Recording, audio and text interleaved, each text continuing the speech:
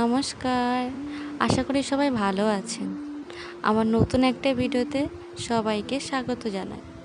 আমরা তো সবাই বেগুনের নানা রকম রান্না খেয়েছি। আজ একটু অন্য স্বাদের বেগুন রান্না, চলুন দেখা যাক। আমি আগে থেকেই বেগুন ও আলুগুলোকে কেটে রেখেছিলাম।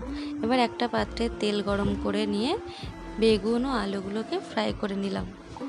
বাকি তেলগুলোকে আলাদা করে অল্প একটু তেল নিয়ে কড়াইতে জিরে ফোড়ন দিয়ে দিলাম।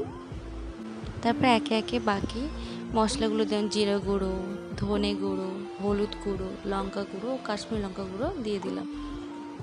সাথে আদা বাটাও দিয়ে দিতে হবে, আমার মনে ছিল না তো আমি একটু পরে দিয়েছি।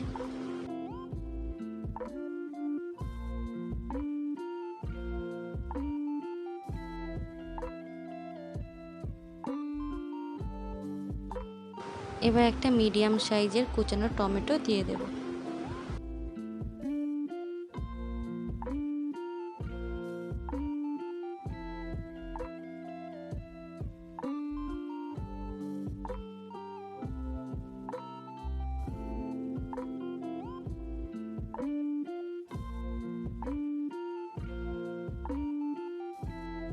মশলাটাকে ভালো করে কষিয়ে নিয়ে থেকে তেল ছেড়ে দিলে আমরা আলুটা দিয়ে দেব।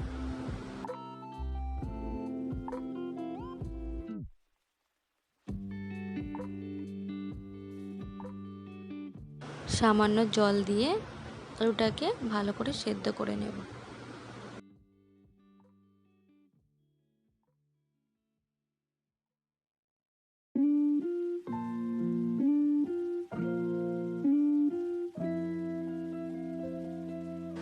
আলুটা সেদ্ধ হয়ে গেলে আগে থেকে ভেজে রাখা বেগুনগুলো আমরা দিয়ে দেব।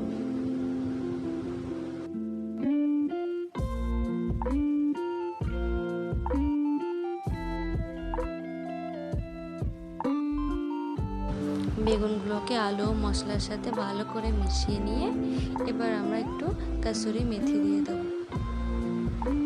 ও সামান্য জল দিয়ে বেগুনটাকে ঢাকা দিয়ে রান্না করে নেব।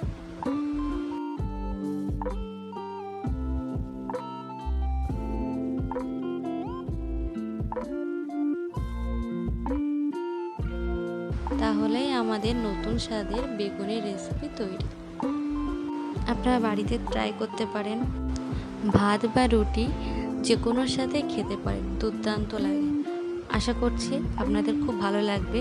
আর কেমন লাগলো আমাকে জানাবেন কমেন্টে।